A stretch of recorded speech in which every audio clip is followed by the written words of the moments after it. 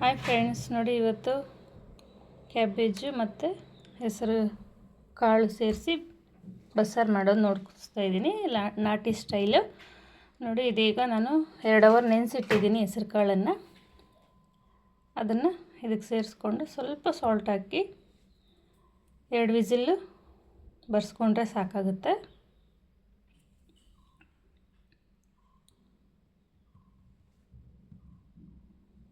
ನೋಡಿ, ಈಗ ಅದಕ್ಕೆ ಒಗ್ಗರಣೆ ಹಾಕ್ಕೊಳ್ಳೋಣ. ಬೇಯಿಸಿರೋ ಪಲ್ಯಕ್ಕೆ.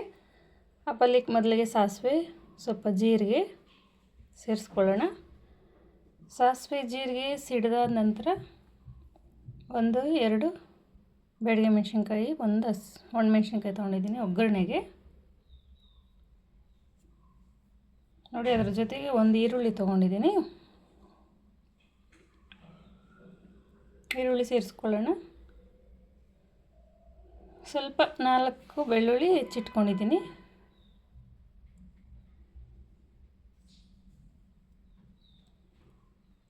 ಸ್ವಲ್ಪ ಅದು ಬಾಡಿದ್ಮೇಲೆ ಅದಕ್ಕೆ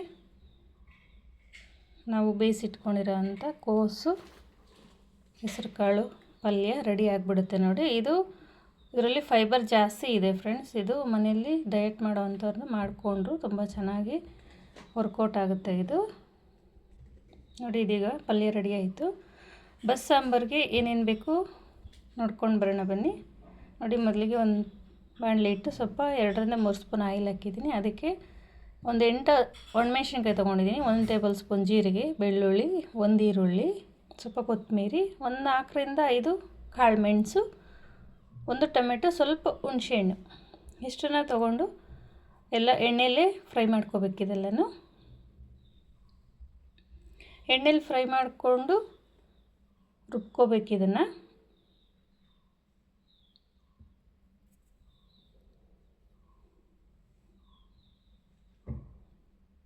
ನೋಡಿ, ಇದೀಗ ಅದ್ರ ಜೊತೆಗೇ ಕಾಳು ಮೆಣಸು ಮತ್ತು ಜೀರಿಗೆ, 1 ಟೇಬಲ್ ಸ್ಪೂನ್ ಜೀರಿಗೆ ತೊಗೊಂಡಿದ್ದೀನಿ.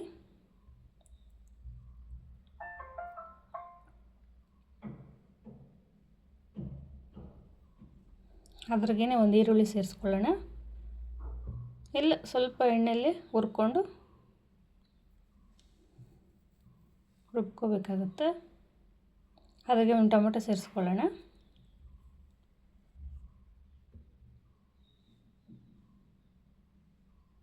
ಆ ಟೊಮೆಟೊ ಸ್ವಲ್ಪ ಎಣ್ಣೆಯಲ್ಲೇ ಹುರ್ಕೊಳ್ಳೋಣ.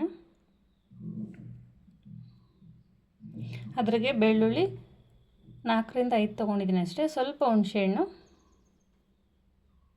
ಸ್ವಲ್ಪ ಕೊತ್ತಂಬರಿ ಹಾಕ್ಬಿಟ್ಟು ಇದನ್ನು ಮಿಕ್ಸಿ ಮಾಡ್ಕೊಂಡು ಬರೋಣ ಬನ್ನಿ.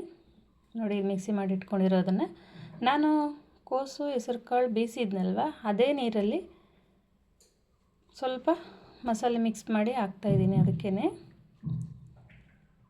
ಸಪ್ರೇಟ್ ಏನು ವಾಟರ್ ತೊಗೊಂಡಿಲ್ಲ. ರುಚಿಗೆ ತಕ್ಕಷ್ಟು ಸಾಲ್ಟ್ ಹಾಕಿ 1 ಕುದಿ ಬರಲಿ ಇದೀಗ.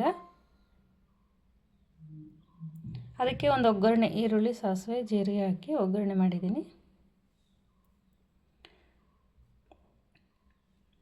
ನೋಡಿ, ಎಷ್ಟು ಚೆನ್ನಾಗಾಗಿದೆ ಬಸ್ಸಾಂಬಾರು.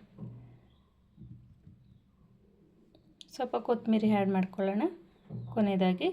ನೋಡಿ ಫ್ರೆಂಡ್ಸ್, ಎಷ್ಟು ಚೆನ್ನಾಗಿ ಎಷ್ಟು ಸೊಗಸಾಗಿ ಬಸ್ಸಾಂಬಾರಾಗಿದೆ. ಕೋಸು, ಕ್ಯಾಬೇಜು, ಕೋಸು ಅಂತಾರೆ, ಹೆಸರು ಕಾಳು ಜೊತೆ ಸೇರಿ